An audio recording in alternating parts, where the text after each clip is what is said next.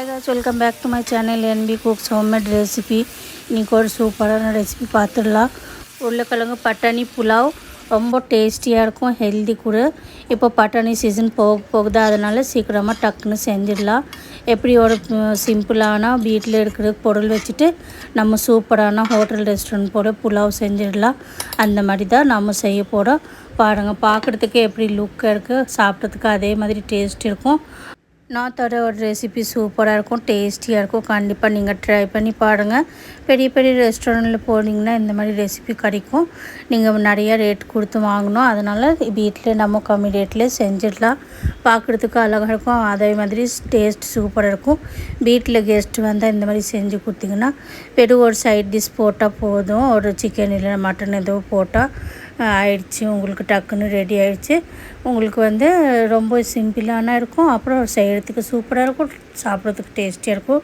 வாங்க ஸ்டார்ட் பண்ணிடலாம். நான் ஃபஸ்ட்டு ஒரு ஃப்ரை பேன் வச்சுட்டு, ஃப்ரை பேன் கடாய் உங்களுக்கு என்ன எதில் பாத்திரத்தில் நீங்கள் செய்ய போகிறீங்க அந்த மாதிரி நீங்கள் செலக்ட் பண்ணிவிட்டு அதுக்கப்புறம் போட்டுக்கோங்க. போட்டுட்டு நான் ஃபஸ்ட்டு கொஞ்சம் கடாய் சூட் பண்ணிவிட்டு அதுக்கப்புறம் ஒரு 4-5 ஸ்பூன் ஆயில் ஊற்றிட்டு சூடாகிடுச்சுன்னா நம்ம ஹோல் ஸ்பைசஸ் போட்டுடலாம். நான் பிரிஞ்சில் ஒன்று போட்டிருக்கு, ஒரு 2-3 பட்டை, 2-3 கிராம்பு, 2-3 ஏலக்காய், 1 ஸ்பூன் ஜீரகம் போட்டுட்டு கொஞ்சம் கிராக்கில் ஆகிடுச்சுன்னா சிசில் ஆகிடுச்சுன்னா அதுக்கப்புறம் நம்ம வெங்காயம் கட் பண்ணி வச்சுருக்கோம். 2 பெரிய சைஸ் வெங்காயம் கட் பண்ணி வச்சுருக்கோம், அதை போட்டுடலாம். போட்டு கொஞ்ச நேரம் நல்லா வதக்கி எடுக்கணும்.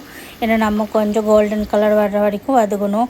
ஏன்னா நல்ல கலர் வந்துருச்சுன்னா உங்களுக்கு புலாவ் பார்க்குறதுக்கு அழகாக கலர் வரும். நம்ம ஒயிட் புலாவ் பண்ணால் இது கலர் தேவை இருக்காது, அதனால் நம்ம கலர் கொஞ்சம் வேணும். நம்ம மசாலா புலாவ் பண்ண போகிறோம், அதனால் கொஞ்சம் கலர் வந்துருச்சுன்னா நல்லாயிருக்கும். நான் ஃபஸ்ட்டு கொஞ்சம் வெங்காயம் வதக்கிடுச்சுன்னா அதுக்கப்புறம் நான் பார்த்திங்கன்னா உருளைக்கிழங்கு ஒரு பெரிய சைஸ் உருளைக்கிழங்கு என்கிட்ட இருந்துச்சு. நல்லா ஒரு ரொம்ப பெரிய சைஸ், சின்ன சைஸ்னால் 2 போட்டுக்கோங்க. அதை துண்டாக கட் பண்ணி உங்களுக்கு ஷேப் எந்த மாதிரி வேணும் அந்த மாதிரி கட் பண்ணிவிட்டு போட்டுடலாம். போட்டு கொஞ்ச நேரம் அதே வதக்கணும். அப்புறம் வெங்காயம் நல்லா கலர் வந்துருச்சுன்னா அதுக்கப்புறம் நம்ம ஜிஞ்சர் கார்லிக் பேஸ்ட் போட்டுட்டு 1 ஸ்பூன் ஜிஞ்சர் கார்லிக் பேஸ்ட் போட்டுட்டு நல்லா திரிக்குது. இப்போ கொஞ்சம் தண்ணி ஊற்றிட்டு, ஏன்னா மசாலா ரொம்ப வெடிக்குது, ஜிஞ்சர் கார்லிக் பேஸ்ட்டு ரொம்ப வெடிக்குது, அதனால் இப்போ கொஞ்சம் நேரம் அப்படியே வதக்கிட்டு பாருங்கள். நல்லா ஆயிலில் தண்ணி ஃபுல்லாக ட்ரை ஆகிடுச்சு, ஆயில் செப்பரேட் ஆகி வந்துச்சு.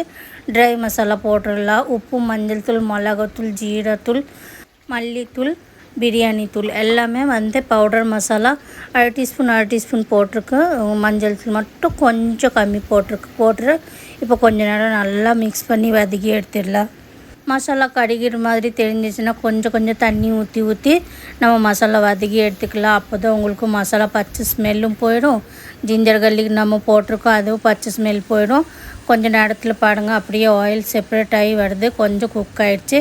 இப்போ பட்டாணி ஆட் பண்ணிடலாம். ஏன்னா நம்ம முதல்ல எதுக்கு உருளைக்கிழங்கு போட்டோன்னா உருளைக்கிழங்கு வேகிறதுக்கு கொஞ்சம் நம்மளுக்கு டைம் ஆகும், அதனால் கொஞ்சம் முன்னாடி போட்டுடணும். இல்லைன்னா நீங்கள் கொஞ்சம் ஃப்ரை பண்ணி கூட போட்டுடலாம். போட்டிங்கன்னா உங்களுக்கு முன்னாடி போடுறதுக்கு தேவையில்லை. இப்போ கொஞ்சம் நேரம் மூடி வச்சு நம்ம குக் பண்ணியிருக்கோம். நான் ஃப்ளேவருக்காக ஒரு 3 பச்சை மிளகா போட்டிருக்கு, அப்போ தான் நல்லா ஃப்ளேவர் சூப்பராக இருக்கும். ஏன்னா நம்ம காஷ்மீரி ரெட் சில்லி பவுடர் தான் போட்டிருக்கோம், அதனால் கலருக்காக அது நல்லாயிருக்கும். இது கொஞ்சம் கலர் கொஞ்சம் ஃப்ளேவர் ஆட் ஆகிடும். அதுக்கப்புறம் பார்த்திங்கன்னா பச்சை மிளகாவில் கொஞ்சம் ஃப்ளேவர், அப்புறம் கொஞ்சம் காரம் ஆட் ஆகிடும். அதனால் கொஞ்சம் அப்படியே மிக்ஸ் பண்ணிகிட்டே இருந்தால் உங்களுக்கு பாருங்கள் நல்லா குக் ஆகிடுச்சு. இப்போவே உருளைக்கிழங்கு பாதி வெந்துருச்சு. இப்போ தண்ணி ஆட் பண்ணிடலாம். எனக்கு தொண்டை கொஞ்சம் சரியில்லை, சளி பிடிச்சிருக்கனால கொஞ்சம் கடக்கடப்பாக இருக்குது, ஒரே டிஸ்டர்பாக இருக்குது, அதனால் கொஞ்சம் அட்ஜஸ்ட் பண்ணிக்கோங்க.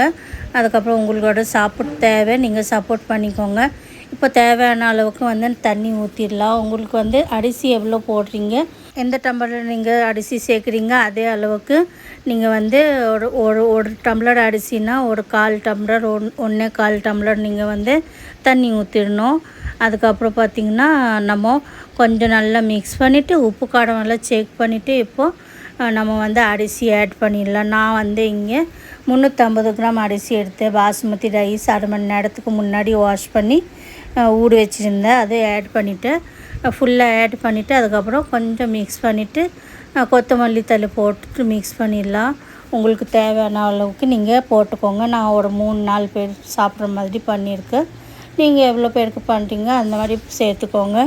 எங்கள் வீட்டில் இது போதும் 4 பேருக்கு, அதனால் செஞ்சுருக்கு. இப்போ நல்லா மல்லித்தழை கட் பண்ணிவிட்டு போட்டுட்டு அதை மிக்ஸ் பண்ணிடலாம். மிக்ஸ் பண்ணிவிட்டு நல்லா உப்பு மட்டும் கரெக்டாக செக் பண்ணிவிட்டு அதுக்கப்புறம் மூடி வச்சிடலாம். ஒரு கொதி வர்ற வரைக்கும் பார்க்கலாம். அதுக்கப்புறம் ஒரு கொதி வந்துருச்சுன்னா, நல்லா ஃபுல்லாக கொதி வந்துருச்சுன்னா அதுக்கப்புறம் ஒரு தடவை தொடர்ந்து பார்த்துடலாம். தொடர்ந்து பார்த்துட்டு எப்படி எல்லாம் வெந்திருக்கு, அரிசி வெந்திருக்கு பார்த்துட்டு மிக்ஸ் பண்ணிவிட்டு மறுபடியும் மூடி வச்சிடலாம். மிக்ஸ் பண்ணிவிட்டு இப்போ மூடி வச்சிடலாம். ஏன்னா பாதி தான் குக் ஆகிடுக்கு, இன்னும் பாதி குக் ஆகணும். அது வரைக்கும் கொஞ்ச நேரம் நல்லா மூடி வச்சிடணும். நீங்கள் என்னோடய சேனல் புதுசு பார்த்துட்டு இருந்தீங்கன்னா கண்டிப்பாக சப்ஸ்கிரைப் பண்ணி எடுத்துக்கோங்க. சப்ஸ்கிரைப் பண்ணிங்கன்னா பெல் ஐக்கன் ஆல்ல அமுத்திக்கோங்க. ஆல்ல அமுத்தினீங்கன்னா நான் புதுசு ரெசிபி போடுறப்போ உங்கள்கிட்ட வந்து சேர்ந்துடும். வந்து சேர்ந்துருச்சுன்னா நீங்கள் பார்த்துக்கலாம். பார்த்துட்டு லைக் போட்டுக்கலாம். உங்களுக்கு பிடிச்சிருந்தா ஃப்ரெண்ட்ஸ் அண்ட் ஃபேமிலிக்கு ஷேர் பண்ணிக்கலாம். இப்போ பாருங்கள், நல்லா வந்து என்னோடய புலாவ் ரெடி ஆகிடுச்சு. இன்னும் ஒரு 2 நிமிஷம் மட்டும் குக் பண்ணணும். கொஞ்சம் மட்டும் நான் மேலே இருந்து ஒரு 2 ஸ்பூன் இல்லை 1 ஸ்பூன் தேவை எடுக்கிற அளவுக்கு நெய் போட்டுக்கலாம். அப்போ தான் உங்களுக்கு கம ஸ்மெல்லு வரும். நல்லா போட்டுட்டு மிக்ஸ் விட்டுட்டு மூடி வச்சிடலாம். மூடி வச்சுட்டு ஒரு 2 நிமிஷம் குக் பண்ணால் போதும்.